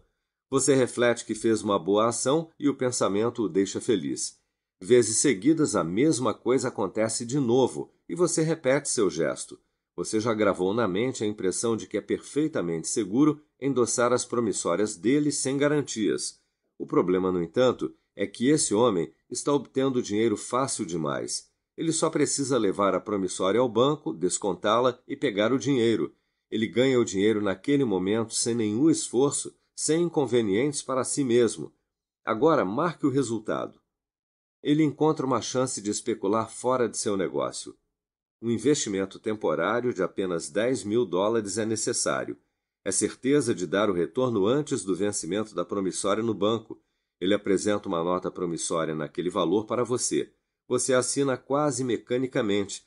Convencido de que seu amigo é responsável e confiável, você endossa suas notas como algo corriqueiro. Infelizmente, a especulação não dá resultado tão depressa quanto era esperado e outra nota de 10.000 deve ser descontada para pagar a primeira. Antes que essa segunda nota vença, a especulação revela-se um completo fracasso e todo o dinheiro é perdido. O perdedor diz ao amigo que endossou que perdeu metade de sua fortuna? De maneira nenhuma. Ele nem sequer menciona que especulou. Mas ele se empolgou. O espírito da especulação o dominou. Ele vê outros ganhando grandes somas dessa maneira, raramente temos notícia dos perdedores, e a exemplo de outros especuladores, ele busca seu dinheiro onde o perdeu, então tenta de novo. E endossar notas tornou-se crônico para você, e a cada perda ele obtém sua assinatura pela quantia que desejar. Finalmente, você descobre que seu amigo perdeu toda a propriedade dele e a sua também. Você se sente arrasado pela surpresa e pela perda, e diz que é uma desgraça, meu amigo me arruinou, mas deveria acrescentar, eu também o arruinei.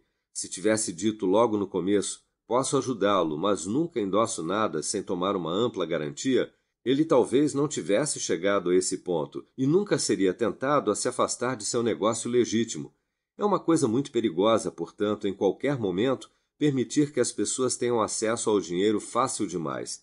Isso as deixa tentadas a fazer especulações arriscadas ou ainda mais que isso. Salomão disse com sabedoria: o que evita a fiança estará seguro. O mesmo se aplica ao jovem que inicia uma empresa. Ele deve compreender o valor do dinheiro esforçando-se para ganhá-lo. Quando entende esse valor, então lubrifique as engrenagens um pouco, ajudando-o a iniciar o negócio. Mas lembre-se, aquele que obtém o dinheiro com facilidade demais normalmente não alcança o sucesso. É preciso ganhar o dinheiro com dificuldade e com algum sacrifício para dar valor a esse dinheiro. Divulgue seu negócio. Todos dependemos, mais ou menos, do apoio do público. Todos tratamos com o público, advogados, médicos, sapateiros, artistas, ferreiros, empresários do espetáculo, produtores de teatro, presidentes de ferrovias, professores universitários. As pessoas que trabalham com o público devem cuidar para que suas mercadorias sejam valiosas e genuínas e deem satisfação. Quando você tem um artigo que sabe que agradará a seus clientes e que, quando experimentarem, sentirão que valeu o dinheiro gasto, então divulgue a informação de que tem esse artigo. Tenha o cuidado de anunciar o produto de uma forma ou outra, porque é evidente que, se você tem um artigo tão bom para vender, mas ninguém sabe, ele não lhe dará retorno. Num país como os Estados Unidos, onde praticamente todo mundo lê e no qual os jornais são lançados e circulam em edições de 5.000 a 200.000 exemplares, seria muito insensato se esse canal não fosse aproveitado para exibir a propaganda ao público. O jornal alcança todas as famílias e é lido pela esposa e pelos filhos, além do chefe da casa. Daí que centenas e milhares de pessoas podem ler seu anúncio enquanto você faz seu trabalho de rotina. Muitas pessoas, talvez, leiam enquanto você está dormindo. A filosofia da vida é a seguinte: primeiro plante, depois colha. É assim que faz o agricultor. Ele planta suas batatas e seu milho e semeia seu grão, e depois se ocupa de outra coisa enquanto o tempo passa e chega o momento da colheita. Mas ele nunca colhe primeiro e depois semeia. Esse princípio se aplica a todos os tipos de negócios, e nada melhor do que na propaganda. Se você tem um artigo genuíno, não há como colher seus frutos de maneira mais vantajosa do que semeando-o entre o público dessa maneira. É claro, é preciso ter um artigo realmente bom que agrade de fato aos clientes. Qualquer coisa sem valor não terá um sucesso permanente, porque o público é mais sábio do que muitos imaginam. Homens e mulheres são egoístas. Todos preferimos comprar onde nosso dinheiro vale mais e fazemos de tudo para descobrir onde isso se aplica. Você pode anunciar um produto ruim e induzir muitas pessoas a comprá-lo uma vez, mas as pessoas irão denunciá-lo como impostor e vigarista e seu negócio aos poucos vai se acabar e deixá-lo pobre. Isso é certo. Poucas pessoas podem depender em segurança de um cliente imprevisível. Todos precisamos que os clientes voltem e comprem de novo. Um homem me disse: experimentei a propaganda e não tive sucesso. Ainda assim, meu produto é bom. Eu respondi: meu amigo, pode haver exceções a uma regra geral, mas como você anunciou? Pus o anúncio num jornal semanal 3 vezes e paguei mais de $1 por ele. Respondi: senhor, a propaganda é como o aprendizado. Se for pouco, é uma coisa perigosa. Um escritor francês afirma: o leitor de um jornal não vê a primeira menção de um anúncio comum. A segunda inserção ele vê, mas não lê. A terceira inserção ele lê. Na quarta inserção, ele considera o preço. Na quinta inserção, ele comenta com a esposa. Na sexta inserção, ele está pronto para comprar. E na sétima inserção, ele faz a compra. Seu objetivo ao anunciar é fazer o público compreender o que você tem para vender. E se não tiver a coragem de continuar anunciando até ter difundido essa informação, todo o dinheiro que gastou será perdido. Você é como o sujeito que disse ao cavalheiro que, se lhe desse 10 centavos, isso lhe renderia $1. Como posso ajudá-lo tanto com uma quantia tão pequena? Indagou o cavalheiro surpreso. Saí de casa esta manhã, soluçou o sujeito, com a determinação de me embebedar. Então gastei meu único $1 para realizar esse objetivo, mas não consegui. Mais 10 centavos de uísque é o que falta para isso, e assim não vou perder o $1 que já gastei. Portanto, a pessoa que anuncia deve continuar a fazê-lo até que o público saiba quem e o que ele é e qual é seu negócio. ou então o dinheiro investido na propaganda será perdido. Alguns homens têm um gênio peculiar para redigir um anúncio impactante que prende a atenção do leitor à primeira vista. Esse fato, é claro, dá ao anunciante uma grande vantagem. Às vezes, alguém se torna popular apenas por uma placa ou por uma imagem curiosa em sua janela. Recentemente, observei uma placa pendendo sobre a calçada em frente a uma loja, na qual se lia a seguinte inscrição: "Não leia o outro lado." É claro que li, assim como todo mundo, e aprendi que o homem ganhava muito primeiro atraindo o público para seu negócio dessa maneira e depois sabendo trabalhar os clientes quando entravam na loja. Jenny, o chapeleiro, comprou o primeiro ingresso para assistir ao concerto de Jenny Lind num leilão por $225, porque sabia que seria uma boa propaganda para seu negócio. Quem deu o lance quis saber o leiloeiro enquanto batia o martelo pela venda do ingresso para o espetáculo em Castle Garden. Jenny, o chapeleiro, foi a resposta. Havia milhares de pessoas presentes desde a Quinta Avenida a cidades distantes de todos os níveis sociais. Quem é Jenny, o chapeleiro? Quiseram todos saber. Nunca ninguém ouvira falar dele antes. Na manhã seguinte, o telégrafo e os jornais fizeram circular a notícia do Maine ao Texas e entre 5 a 10 milhões de pessoas que leram souberam que os bilhetes vendidos em leilão para o primeiro concerto de Jenny Lind chegaram ao valor de $20 mil e que o primeiro bilhete fora vendido por $225 para Jenny, o chapeleiro. Os homens e mulheres de todo o país, involuntariamente, tiraram o chapéu para ver se tinham o selo de Jenny na cabeça. Numa cidade em Iowa, descobriu-se que na multidão em frente à agência do correio havia um homem com um chapéu de Jenny e ele o exibia triunfante, embora estivesse gasto e não valesse 2 centavos. "Que pessoa de sorte você é!" exclamou um homem. "Porque você tem o verdadeiro chapéu Jenny." Outro homem disse: "Guarde esse chapéu, ele vai ser uma herança valiosa em sua família." Outro homem ainda na multidão, que parecia invejar o possuidor dessa boa sorte, disse: "Venha, dê uma chance a todos, ponha-o em leilão." O dono do chapéu concordou e conseguiu vendê-lo por mais de $9. Qual foi a consequência para o Sr. Jenny? Ele vendeu 10 mil chapéus a mais por ano nos próximos 6 anos. 9 entre 10 dos compradores, provavelmente, compravam dele por curiosidade, e muitos deles descobriram que valera a pena e tornaram-se clientes regulares. Esse é o resultado da propaganda. Primeiro chama a atenção. Depois, como o produto é bom, os clientes retornam. Agora, eu não digo que todo mundo deveria anunciar como fez o Sr. Jenny, mas digo que se você tem um bom produto para vender e não o anuncia de algum modo, existe a possibilidade de que um dia o xerife venha a fazer isso por você. Nem digo que todo mundo deva anunciar num jornal ou mesmo usar anúncio impresso de qualquer natureza. Ao contrário, embora esse produto seja indispensável na maioria dos casos, ainda assim os médicos e clérigos, e às vezes os advogados e alguns outros, podem atingir o público de outras maneiras.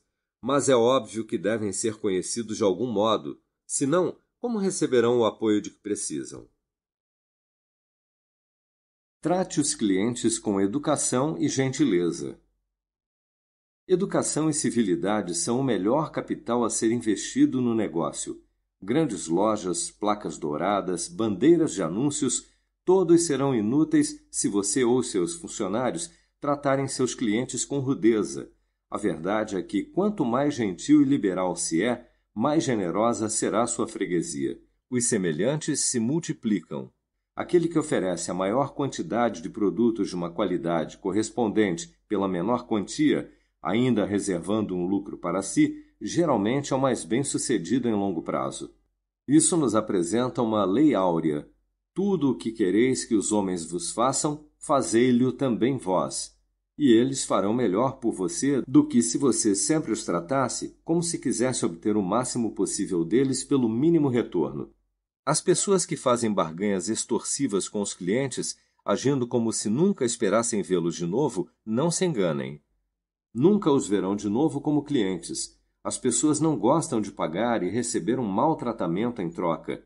Um dos guias de meu museu uma vez me disse que pretendia expulsar um homem que se encontrava na sala de palestras depois que ele saiu. E por quê? Perguntei. Porque ele disse que eu não sou um cavalheiro, replicou o guia. Não se importe, respondi. Ele pagou para entrar e você não o convenceria de que é um cavalheiro se o expulsasse.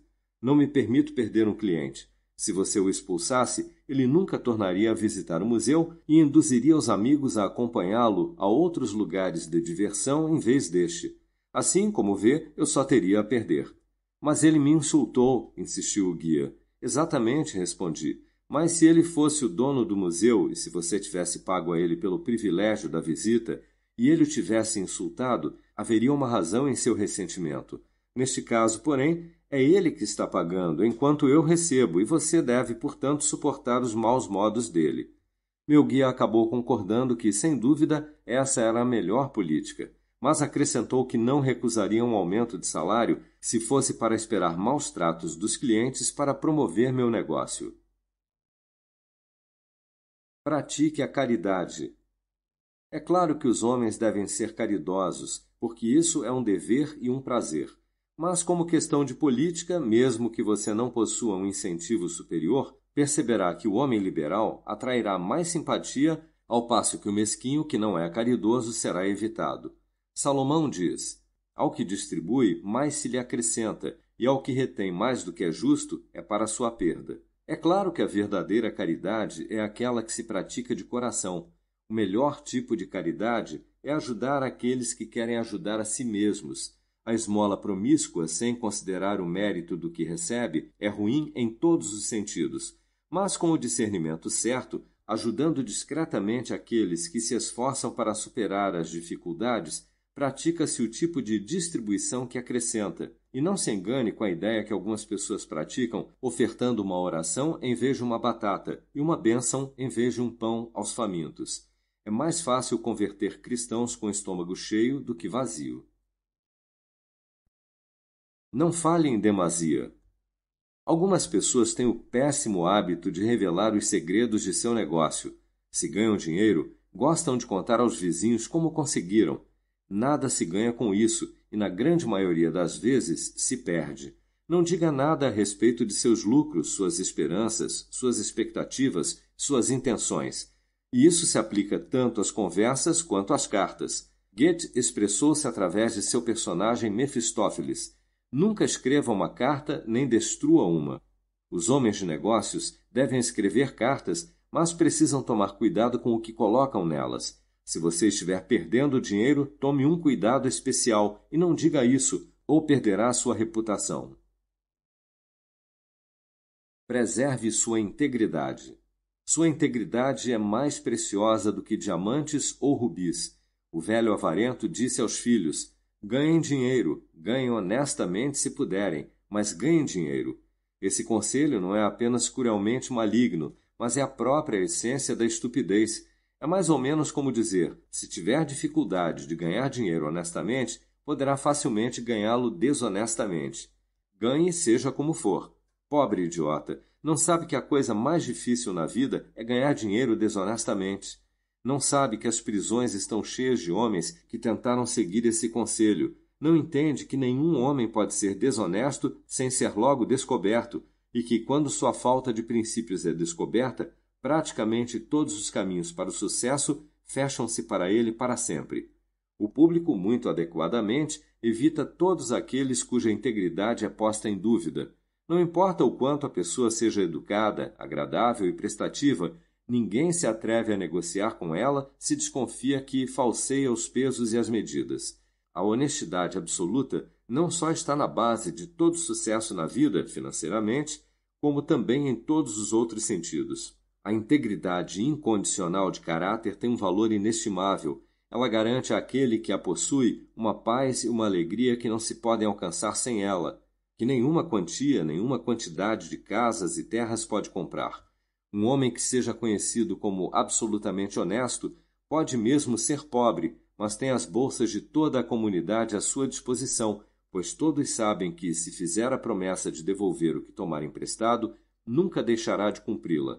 Como uma mera questão de interesse, portanto, mesmo que não se tenha nenhum motivo superior para ser honesto, a máxima de Benjamin Franklin jamais deixará de ser verdadeira, aquela segundo a qual a honestidade é a melhor política. Tornar-se rico nem sempre é o equivalente a fazer sucesso. Existem muitos pobres ricos, ao passo que existem muitas pessoas honestas e devotas que nunca possuíram tanto dinheiro, quanto alguns ricos esbanjam em uma semana, mas que, não obstante, são realmente muito mais ricas e felizes do que qualquer um jamais poderá vir a ser se transgredir as leis superiores da existência. O amor desordenado pelo dinheiro, sem dúvida, pode ser e é a causa de todos os males, mas o dinheiro em si, quando usado adequadamente, não só é uma coisa útil para se ter em casa, mas beneficia seu possuidor com a bênção de aumentar o alcance da felicidade e da influência humanas. O desejo de riqueza é praticamente universal e ninguém pode dizer que não seja saudável, desde que seu possuidor aceite suas responsabilidades e use-o como um amigo da humanidade. A história do ganho do dinheiro, que é o comércio, é a história da civilização, e sempre que o comércio mais floresceu, igualmente a arte e a ciência produziram os frutos mais nobres. Na realidade, como regra geral, as pessoas que ganham dinheiro são as benfeitoras de nossa raça. Com elas, em grande medida, estamos em dívida por nossas instituições de aprendizado e de artes, nossas academias, faculdades e igrejas. Não existe argumento contra o desejo ou a posse de riquezas, para dizer que há às vezes pessoas avarentas que acumulam dinheiro apenas por acumular e que não têm aspiração superior a possuir tudo o que estiver a seu alcance. Assim como temos às vezes hipócritas na religião e demagogos na política, também existem ocasionalmente pessoas avaras entre os que ganham muito dinheiro.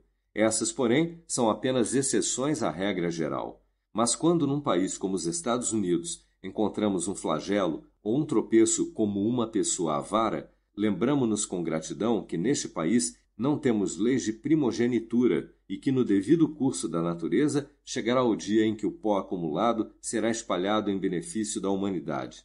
A todos os homens e mulheres, portanto, eu conscientemente digo que ganhem dinheiro honestamente, e não de outro modo, como disse com muita propriedade Shakespeare: quem não tem dinheiro, meios e contentamento, carece de 3 bons amigos.